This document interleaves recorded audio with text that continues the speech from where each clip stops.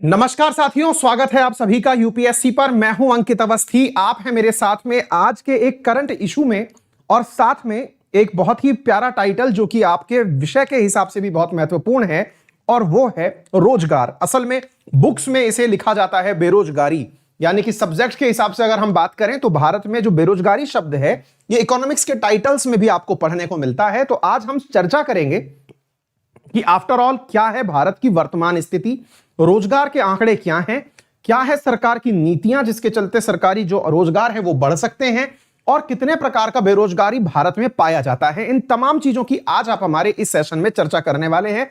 एक बार जल्दी से इस सेशन को शेयर कर दीजिए अपने साथियों के साथ में और पढ़ना शुरू करिए।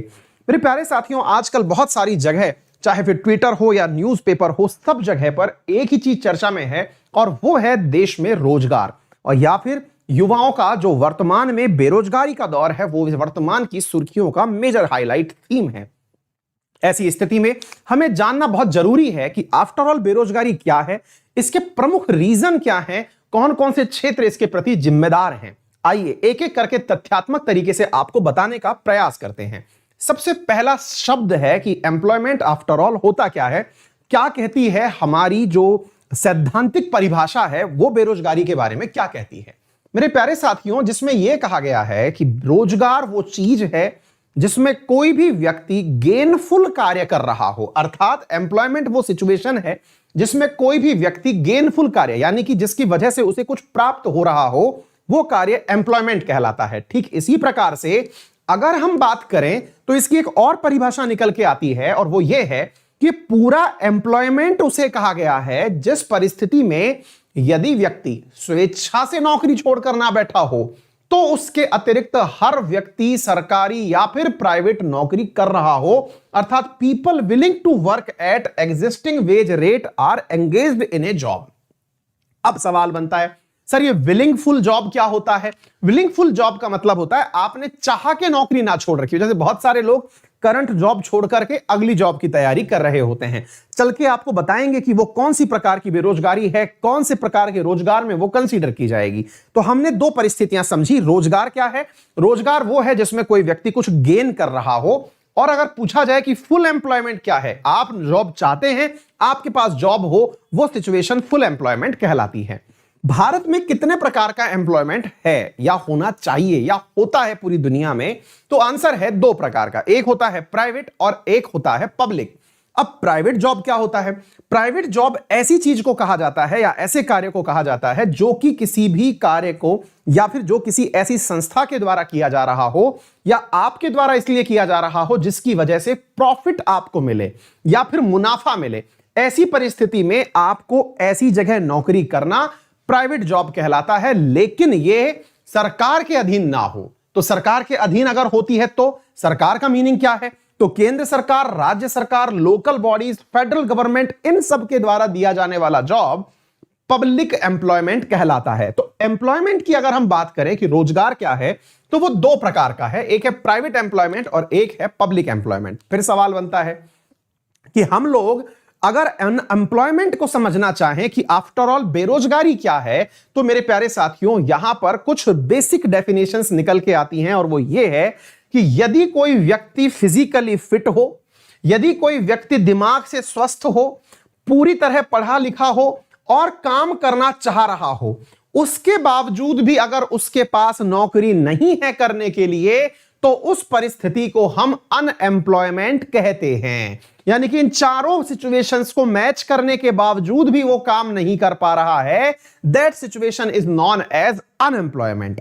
अब फिर सवाल बनता है, सर अनएम्प्लॉयमेंट कितने प्रकार का होता है? असल में हम रोजगार और बेरोजगारी इन पर तर्क वितर्क तो करते हैं, लेकिन इसके बारे में भी थोड़ा समझते चलें कि हम किस चीज के बारे में तर्क वितर्क कर रहे हैं, पढ़ क्या रहे हैं। सवाल बनकर के आता है कि हमारा अब ये अनएम्प्लॉयमेंट कितने प्रकार का है, मतलब मार्केट में जो एग्जिस्टिंग अनएम्प्लॉयमेंट है ये कितने प्रकार का है। पहला, सबसे पहले है वॉलेंटरली अनएम्प्लॉयमेंट, मतलब मेरे अंदर योग्यता है, मैं जॉब में था, मैं कर सकता हूं, लेकिन मैं कर नहीं रहा हूं क्योंकि मेरा मन नहीं है, यानी स्वेच्छा से मैं बेरोजगार हूं। ऐसी परिस्थिति मतलब ये कौन सी हुई? वॉलेंटरली, मतलब हमने छोड़ दिया। फिर है इनवॉलेंटरली, मतलब इनवॉलेंटरी मतलब मैं तो बेरोजगार नहीं हूं लेकिन साहब बेरोजगार हो गया हूं, दैट इज इनवॉलेंटरली। तीसरा है ओपन अनएम्प्लॉयमेंट। अब ये जो है ओपन अनएम्प्लॉयमेंट, इसका अर्थ क्या होता है, इसका मीनिंग मैं समझाता हूं। इनवॉलेंटरी मतलब चलो तुम्हें नौकरी से निकाल दिया, दैट इज इनवॉलेंटरी। अब सवाल बनता है ओपन अनएम्प्लॉयमेंट जो कि दुनिया में सामान्यतः दिखाई पड़ता है वो क्या है। पहला है फ्रिक्शनल अनएम्प्लॉयमेंट। इसका मीनिंग क्या है, मैं एक जॉब में था, मैं दूसरी जॉब में जा रहा हूं, इस दौरान मेरे द्वारा जो समय लिया गया, यानी कि एक नौकरी से दूसरी नौकरी को ज्वाइन करने के दौरान जो मैं बेरोजगारी का समय बिताया, या एक नौकरी के अंदर करते करते दूसरी नौकरी की तैयारी में जो छुट्टी लिया, बेरोजगारी के दौर में बीता, पैसे नहीं लिए, that is known as frictional employment. Sometimes इस फ्रिक्शनल को आप वॉलंटरीली के अंदर भी काउंट करते हैं। दूसरा है साइक्लिकल अनएम्प्लॉयमेंट। इसका मतलब क्या है, मार्केट बूम पर है तो सबको नौकरियां हैं, मार्केट में स्लम आ गया तो किसी के पास जॉब नहीं है, that is cyclical employment, unemployment. Clear है। तीसरी, अब ये बूम सिचुएशन क्या होती है, मार्केट में अच्छा होना, बढ़ोतरी होना, जैसे दिवाली के समय पे सबके पास काम हो गया, ठीक है ना, मार्केट में खूब इस समय मतलब अगर पैसा आ रहा है सबके पास काम हो गया, पैसा नहीं है मार्केट में, गरीबी सी आ रखी है तो काम से सब बेरोजगार हो गए, that is cyclical. Structural unemployment, कुछ सरकारी नीतियां ही ऐसी हैं कि नौकरी मिल ही नहीं सकती, यानी कि उनको कुछ चाहिए, मेरे पास पढ़ाई के लिए सरकार ने संसाधन विकसित नहीं किए, मैं युवा हूं, पढ़ने में सक्षम हूं, सब कुछ कर सकता हूं, मेरे पास व्यवस्था नहीं है, व्यवस्था के कारण नौकरी नहीं है, दैट इज स्ट्रक्चरल अनएम्प्लॉयमेंट। एक और अनएम्प्लॉयमेंट होता है जो दिखता नहीं है किसी को लेकिन वो होता अनएम्प्लॉयमेंट ही है, और वो क्या होता है, वो है डिसगाइज्ड डिसएम्प्लॉयमेंट। ये क्या होता है, मान लीजिएगा एक कार्य को करने में 5 लोगों की ही आवश्यकता थी, लेकिन पता चल रहा है कि वहां पर 10 लोग लगे हुए हैं जो काम 5 का ही कर रहे हैं, प्रोडक्टिविटी भी 5 वाली ही निकाल रहे हैं, लेकिन 10 लोग वहां लगे हुए हैं। जैसे भारत के किसानों के हाल हैं, यानी कि किसान जो 2 किसान 1 बीघा खेत को संभाल सकते हैं, वहां पूरा परिवार लगा हुआ है, काम सब कर रहे हैं, लेकिन 2 की तनख्वाह में 5 लोग काम कर रहे हैं, दैट इज डिस्गाइज्ड अनएम्प्लॉयमेंट। फिर है सीजनल अनएम्प्लॉयमेंट, जैसे गन्ने वाले, रेढ़ी वाले, मूंगफली वाले, इनके साथ होता है, गर्मी आई तो गन्ना बिक रहा है, लेकिन सर्दी आई तो गन्ना पीने का कोई मन ही नहीं कर रहा है। अंडे वालों के साथ, सर्दियां आई तो अंडे बिक रहे हैं, लेकिन साहब गर्मी आई तो कोई खा ही नहीं रहा है, सीजनल अनएम्प्लॉयमेंट है। फिर अंडर एम्प्लॉयमेंट, आप साहब पीएचडी करके बैठे हुए हैं लेकिन ग्रुप डी की नौकरी की तैयारी कर रहे हैं, that is known as underemployment. तो क्या आप लोगों को यह बात समझ में आ गई? तो यह तीसरा तरीका हुआ। एक बार सेशन को शेयर कर दीजिए अपने साथियों के साथ में, ताकि आप इस बात को बहुत अच्छे से अपने अन्य साथियों से भी साझा कर पाएं, उन्हें भी समझा पाएं कि यह तथ्य क्या चल रहा है। इतनी बात समझ में आ गई? अब सबसे प्रमुख रीजन बनता है कि अनएम्प्लॉयमेंट होता क्यों है आफ्टर ऑल। तो इसके प्रमुख रीजन में पहली चीज तो आती है कि सर पॉपुलेशन ग्रोथ है तो अनएम्प्लॉयमेंट होगा, क्योंकि लोग ज्यादा बढ़ रहे हैं, संसाधनों का विकास नहीं हो रहा है। लेकिन आपको पता है यही कारण जो पॉपुलेशन ग्रोथ का है, यही कारण सार्थक रूप से नए रोजगार के अवसर भी लाता है। क्यों भाई? क्योंकि पॉपुलेशन ग्रोथ है तो वर्किंग पॉपुलेशन की भी तो ग्रोथ है। अगर आपके पास अपॉर्चुनिटीज होंगी, आपके पास ऐसी शासन व्यवस्था होगी जो कि आपके लिए रास्ते खोले, आपके लिए नए रास्ते पैदा करे, तो आपके पास जॉब भी बनेगा, यानी कि यह सकारात्मक भी हो सकता है। नंबर दूसरा, एब्सेंस ऑफ एम्प्लॉयमेंट अपॉर्चुनिटीज। हम योग्य हैं लेकिन साहब सरकारी नौकरियां ही नहीं आ रही हैं, वैकेंसीज ही नहीं मिल रही हैं। आपने कहा था, वादा किया था कि इतनी नौकरियां आएंगी, लेकिन आई नहीं। आई थी तो पता चले इतने साल में उलझ गई।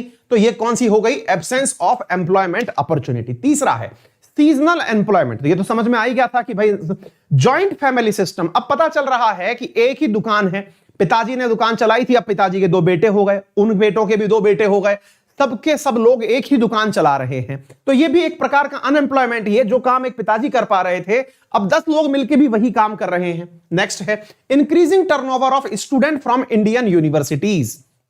भारत में इन दिनों जितने बच्चे ग्रेजुएट हो रहे हैं, उतने रास्ते अपॉर्चुनिटी के निकल ही नहीं रहे हैं।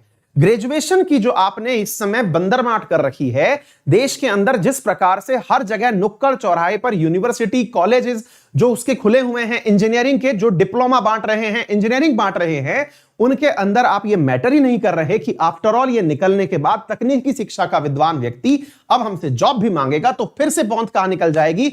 एम्प्लॉयमेंट अपॉर्चुनिटी के ऊपर। फिर है insufficient rate of economic progress. और फिर इकोनॉमिक्स कहती है मेरे प्यारे साथियों कि यदि देश में ग्रोथ ही नहीं होगा तो फिर लोगों को लगाओगे कहां? यानी कि देश की प्रोग्रेस ही नहीं हो रही है, नीतियों में अगर गड़बड़ है तो देश की हाई रेट ऑफ प्रोग्रेस होनी चाहिए थी, वो नहीं हो रही है, ऐसी स्थिति में लाओगे कहां? यह स्थिति भारत ने हाल ही में फील भी की है।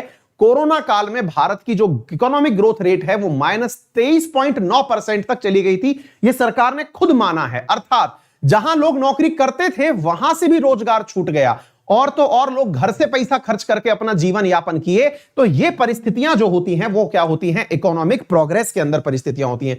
और इंडस्ट्रीज का स्लो डेवलपमेंट होना, इसके पीछे भी सरकारी नीतियां इस प्रकार से जिम्मेदार होती हैं कि यदि रेड टेपिज्म है, यानी कि ऐसे कारण है जिसके कारण फैक्ट्रियां हमारे यहां ग्रोथ नहीं कर पा रही, जिसके बारे में आप लोगों को देश के अंदर आने वाली जो रिपोर्ट्स होती हैं, जिसे आप एज ऑफ डूइंग बिजनेस की रिपोर्ट कहते हैं, उससे पता चलता है कि देश में अपॉर्चुनिटीज का लेवल क्या है, दुनिया में हम कहां खड़े हुए हैं। ठीक है, अच्छा साथियों, ये तो हुआ अनएम्प्लॉयमेंट। अब सवाल बनता है कि देश में अनएम्प्लॉयमेंट हमने समझ लिया कितने प्रकार का होता है, हमने ये भी समझ लिया कि इसके प्रकार के साथ साथ हमें परीक्षा में क्या पूछा जाता है।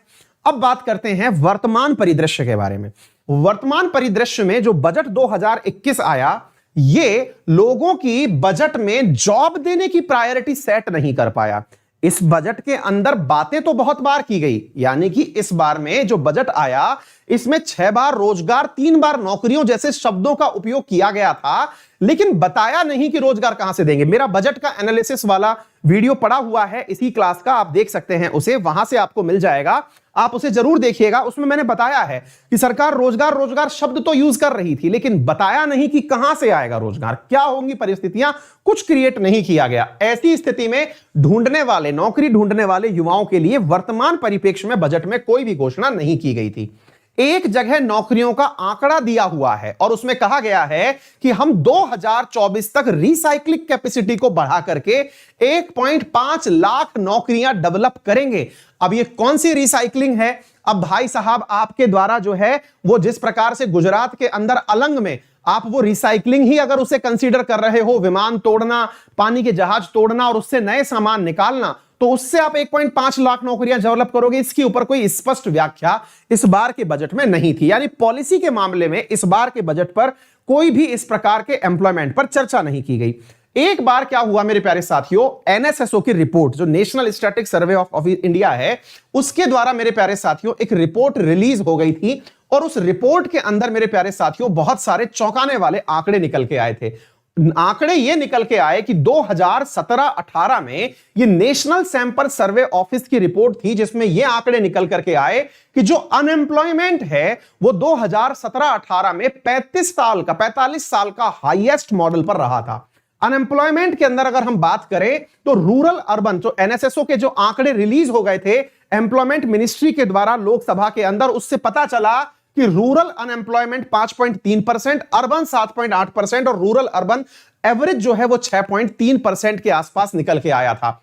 अगर हम बात करें मंथ वाइज भारत में अनएम्प्लॉयमेंट की रेट क्या रही है, तो आप जरा कोरोना काल से पहले का समय देखें तो आपको समझ में आएगा कि ये जो रेट है ये लगातार बढ़ती चली गई है। अगर आप 17-18 के आंकड़े देख रहे हैं तो 6.1% था। 6.1% के बाद में आप 18 में नवंबर देखते हैं तो 6.65%।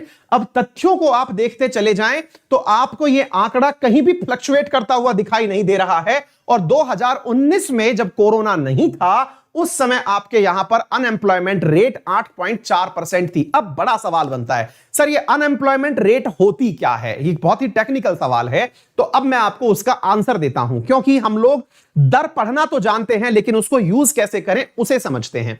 मेरे प्यारे साथियों, अनएम्प्लॉयमेंट रेट को कुछ इस प्रकार से कवर किया जाता है, क्या कि आपके कितने लोग अनएम्प्लॉयड हैं, यानी कि आपने देश में युवा तैयार तो कर लिया, जिसको आप कह रहे हैं कि देश की ये ताकत है।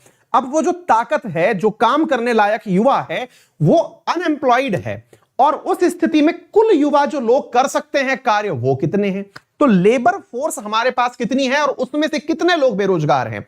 अगर मैं प्रतिशत की बात करूं, ऐसे समझिए मेरे पास 100 लोग हैं, 100 लोग में से 8 लोगों को नौकरी नहीं मिली, that is my percentage of it will known as unemployment rate is equals to 8%।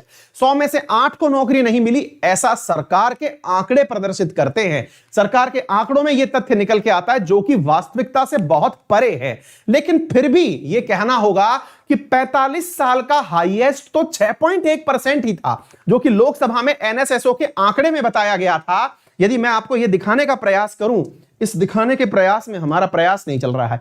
हाँ भाई, इधर की तरफ देखें, यहां एनएसएसओ के आंकड़े में 6.1% जो 2017-18 का आंकड़ा था वो खुद 45 साल का हाईएस्ट था, तो उसमें अब 4 साल और जोड़ दीजिए, 50 साल के हाईएस्ट पर आप इस समय अनएम्प्लॉयमेंट पर हैं, जो कि लगभग 10% का अनएम्प्लॉयमेंट है। ठीक है साथियों, यह तथ्य हमने सुना।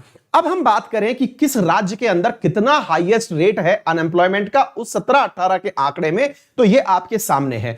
सबसे ज्यादा अनएम्प्लॉयमेंट नागालैंड, फिर गोवा और फिर मणिपुर में है। इस प्रकार से आपके सामने पूरा की पूरा रेट है। मेघालय के अंदर 1.5%, इसी प्रकार छत्तीसगढ़ में 3.3 और सिक्किम के अंदर इस प्रकार का रेट है।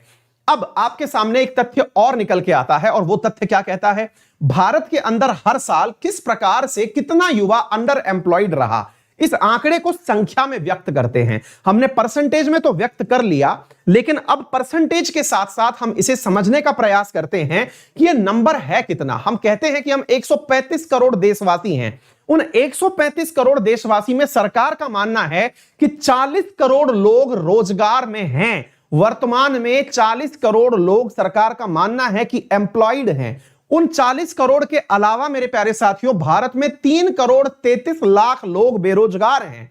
इसके चलते जो आंकड़ा निकल करके आता है वो लगभग 10% का, यानी कि आप 3 करोड़ 33 के अंदर यदि इसको देखेंगे तो 9% के आसपास आपका बेरोजगारी आंकड़ा निकल के आता है।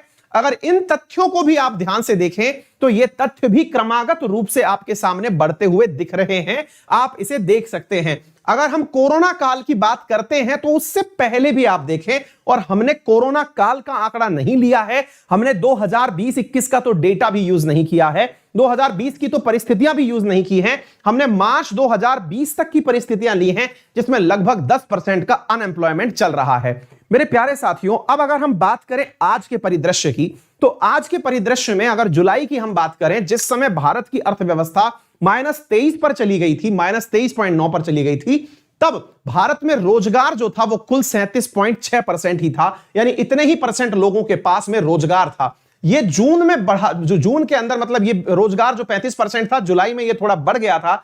मई के अंदर जो स्थिति थी वो थोड़ी और विकट थी। भारत में रोजगार दर जो है मेरे प्यारे साथियों, उसके आंकड़े आपके सामने हैं। ये कोरोना काल के आंकड़े हैं, यानी कि मैंने जो आंकड़े प्रदर्शित किए ये कोरोना काल से पहले के हैं। उसके बाद मेरे प्यारे साथियों ये आपके सामने फिगर हैं। भारत में नवंबर 10 के अंदर की अगर हम बात बताएं तो अगर हमारा देश अंडर एम्प्लॉयमेंट रेट जो है वो 9.4% से नीचे रहेगा, तब जाकर के कुछ तथ्य हमारे देश के लिए सकारात्मक होंगे, ऐसा हमारे देश में। अच्छा, एक बात मैं आपको और बताता हूं, इकोनॉमिक्स में एक तथ्य और होता है, और वो ये कहता है कि भारत में सभी को रोजगार कब मिलेगा। भारत में सबको रोजगार, जितनी दर से हमारी जनसंख्या बढ़ रही है उस हिसाब से रोजगार कब मिलेगा, तो फैक्चुअल डेटा यह है कि अगर भारत 10% औसत की दर से ग्रोथ करे सालाना, तब जाकर के हमारे देश में सबके लिए रोजगार के अवसर उपलब्ध होंगे। वर्तमान में जो भारत की अर्थव्यवस्था है उसकी दर या फिर उसकी ग्रोथ की दर 6% के इर्द गिर्द ही घूम रही थी। उस बीच में कोरोना और चला आया जो -23 में ले गया। सरकार का कहना है कि आर्थिक सुधारों के कारण ऐसा हुआ, लेकिन ये आर्थिक सुधार इतने लंबे समय तक चले जाएंगे जिसके चलते कि अनएम्प्लॉयमेंट जो है वो एक रिसेशन की स्थिति में कन्वर्ट हो जाएगा, और वो परिस्थितियां हमारे सामने भी निकट के आई। लेकिन वर्तमान में कुछ आंकड़े ऐसे भी निकल करके आए हैं जिसमें स्टैंडर्ड एंड पुअर्स के द्वारा हाल ही में कहा गया है कि भारत की अर्थव्यवस्था पुनः 10% की दर से बढ़ना प्रारंभ होगी। बट पॉइंट इज कि आप -23 पर जा चुके थे, आप वहां से 10% पर बढ़ेंगे, it is not a growth, है ना। तो यह बात आपको समझ में आनी चाहिए। अब हम बात करते हैं भारत के अंदर सरकारी नौकरियों की स्थिति की। मेरे प्यारे साथियों, 40 साल पहले जितने केंद्रीय कर्मचारी थे उनके हिसाब से अगर हम आज का तथ्य बात करें तो सरकारी नौकरों के आंकड़े क्या कहते हैं, जरा इन आंकड़ों पर प्रकाश डालें। वर्ष 1971 में देश में 26 लाख सरकारी कर्मचारी थे। आज आप 2018 में हैं। अगर आप बात करते हैं तो 50 साल में आपके सरकारी कर्मचारियों की संख्या मात्र मेरे प्यारे साथियों 4 लाख बढ़ी है। जहां पॉपुलेशन जस्ट डबल का आंकड़ा क्रॉस कर गई, वहां पर सरकार के द्वारा केंद्रीय स्तर पर जो कर्मचारियों की संख्या बढ़ाई गई वो मात्र 5 लाख बढ़ाई गई। यानी कि पब्लिक सेक्टर में जो जॉब अपॉर्चुनिटीज हैं वो उस स्थिति में नहीं बढ़ी जिस स्थिति में बढ़नी चाहिए थी। अगर हम बात करें सरकार के द्वारा जो स्टेट मतलब ये जो एसएससी के एग्जाम्स हैं या फिर आईबीपीएस के साथ में जो एग्जाम्स हैं, इनके डेटाज पर अगर हम बात करें तो वर्ष 2012 से लेकर के अगर हम 2020 के आंकड़े देखते हैं तो आपके सामने 2020 का तो कोई आंकड़ा ही नहीं है, जहां 2012 में एसएससी में 16,000, आईबीपीएस के अंदर 22,000 जॉब थी। 2019 के आंकड़े अगर आप देखें तो 8,000 और मात्र 4,000 सरकारी नौकरियां रही हैं।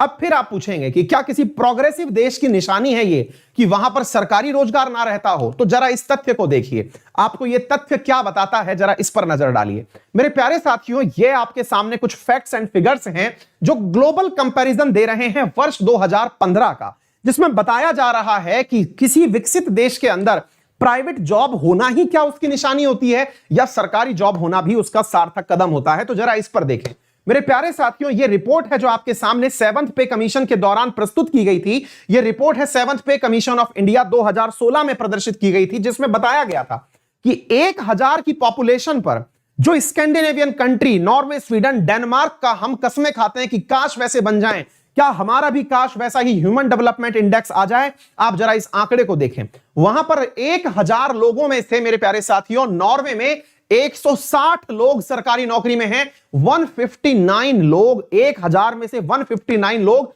सरकारी नौकरी में है। तो सरकारी नौकरी होना यह तर्क नहीं है कि सरकार के द्वारा जब नौकरियां दी जाएंगी तो वह प्रोग्रेस होने का तरीका नहीं है। जी नहीं, आप जरा इस तथ्य के ऊपर प्रकाश डाल सकते हैं। नंबर दूसरा, स्वीडन, जिसके आप मैं कह रहा हूं नॉर्वे, स्वीडन, डेनमार्क, ये सारी वो कंट्रियां हैं जिन्हें आप मतलब एक बहुत हाई ह्यूमन डेवलपमेंट वाली कंट्री मानते हैं। वहां पर मेरे प्यारे साथियों 140 मेरे प्यारे साथियों पॉपुलेशन के अंदर लोग नौकरी कर रहे हैं। That is 138 people out of 1000 लोग सरकारी नौकरी में हैं। ठीक इसी प्रकार से फ्रांस में 114 लोग सरकारी नौकरी में हैं 1000 में से। ब्राजील में 111 लोग सरकारी नौकरी में हैं।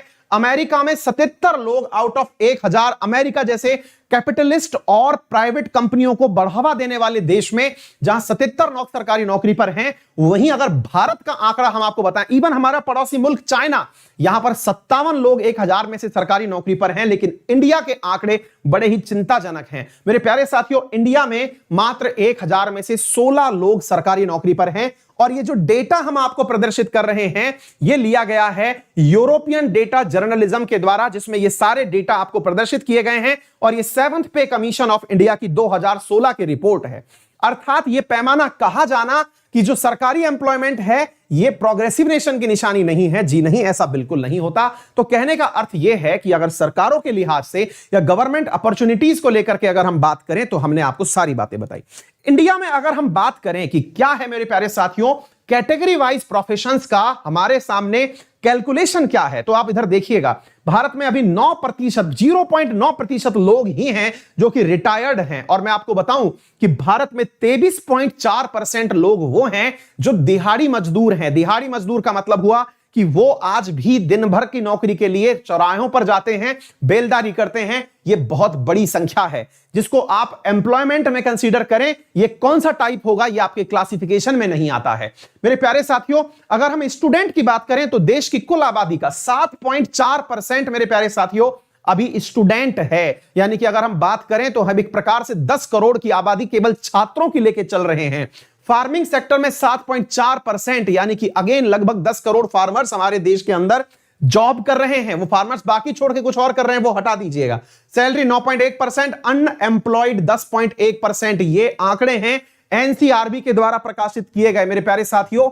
तो जो हम बोल रहे थे कि हमारा अनएम्प्लॉयमेंट रेट 9.5% है, कहीं 10.1% है, और रियलिटी क्या है वो तो खैर तथ्यों के आधार पर नहीं कही जा सकती, लेकिन आपके सामने है। तो उम्मीद है कि आप लोगों को यह बात समझ में आई होगी कि ये सारे के सारे कारण क्या हैं जो हमारे यहां पर अनएम्प्लॉयमेंट के प्रमुख बने। अब सरकार के द्वारा क्या कोई प्रयास इसके लिए किए गए हैं? तो मेरे प्यारे साथियों, सरकार का कहना है कि हमारे द्वारा प्रधानमंत्री कौशल विकास योजना शुरू की गई, स्टार्टअप इंडिया शुरू किया गया, स्टैंड अप इंडिया जैसी योजनाएं शुरू की गई, training for rural youth of self employment programme शुरू किया गया, इंटीग्रेटेड रूरल डेवलपमेंट प्रोग्राम शुरू किया गया, मनरेगा शुरू किया गया। मेरे प्यारे साथियों, ये सरकारी वो प्रयास हैं जो जॉब देने के लिए किए गए हैं। अब हमारे सामने सवाल बनता है कि आगे क्या हो। तो मेरे प्यारे साथियों, अगर हम सरकारी आंकड़ों की ही बात कर लें तो वर्ष 2018 में रेलवे ने कहा था कि उसके पास 2,50,000 पद खाली हैं। मेरे प्यारे साथियों, यहां पर एक टाइपिंग एरर है, मैं वो हटा देता हूं। यहां पर टाइपिंग एरर है, वो मैं हटा देता हूं कि ये 50,000 पद खाली हैं, 2,50,000 पद खाली हैं, कम से कम उन्हें ही भर दीजिए। डिफेंस सेक्टर में भारत के पास 1,90,000 पद खाली हैं। ठीक इसी प्रकार से अगर हम सरकार के तनख्वाह के आंकड़ों की बात करें तो जहां सरकार ने 2014 में 1,24,000 करोड़ रुपए खर्च किए थे तनख्वाह पर, वो 2018 में 1,90,000 करोड़ ही हुए। तो यह भी कोई बहुत बड़ा अंतर नहीं है। और क्या सलाह दी जा सकती है रोजगार बढ़ाने के लिए? तो मेरे प्यारे साथियों, सरकारी नियुक्तियों के अलावा प्राइवेट सेक्टर में भी आप क्षेत्र विशेष के हिसाब से योजनाएं तैयार कर सकते हैं। प्रत्येक उद्योग के लिए विशेष पैकेज की आप घोषणा कर सकते हैं। स्वास्थ्य, शिक्षा, पुलिस और न्यायपालिका जैसे क्षेत्रों में आप पब्लिक इन्वेस्टमेंट को इनवाइट कर सकते हैं और सरकारी नौकरियों का जिसकी वजह से निर्माण किया जा सकता है। ये वो क्षेत्र हैं जहां पर गवर्नमेंट एम्प्लॉइज की संख्या की आवश्यकता ज्यादा पड़ती है, क्योंकि ये कोई प्रॉफिट वाले क्षेत्र नहीं होते हैं। सरकार मतलब वेलफेयर नेशन के अंदर स्वास्थ्य के सेवाओं का उपलब्ध कराना या जुडिशियरी की सेवाएं उपलब्ध करवाना, शिक्षा दिलवाना, सैनिटेशन उपलब्ध करवाना, पानी, ड्रिंकिंग वाटर की व्यवस्था, रोड और सड़क, ये वो कार्य हैं जिन्हें सरकार एज ए लोक कल्याणकारी राज्य के रूप में करती है। तो ऐसी जगह पर सरकार के द्वारा रोजगार के अवसर मुहैया कराए जा सकते हैं। ठीक इसी प्रकार से औद्योगिक गतिविधियों का विकेंद्रीकरण करके यह कार्य किया जा सकता है, ताकि किसी एक क्षेत्र में इंडस्ट्रीज का विकास ना हो। पूरे भारतवर्ष में ऐसा ना किया जाए कि कोई एक राज्य ही हो जो यह कहा जा सके कि हमारे यहां पर ही इंडस्ट्रीज सबसे ज्यादा हैं, उसके अलावा अन्य क्षेत्रों में भी इंडस्ट्रीज को बढ़ावा दिया जाना चाहिए। ऐसा मेरे प्यारे साथियों औद्योगिक गतिविधियों का विकेंद्रीकरण करके किया जा सकता है।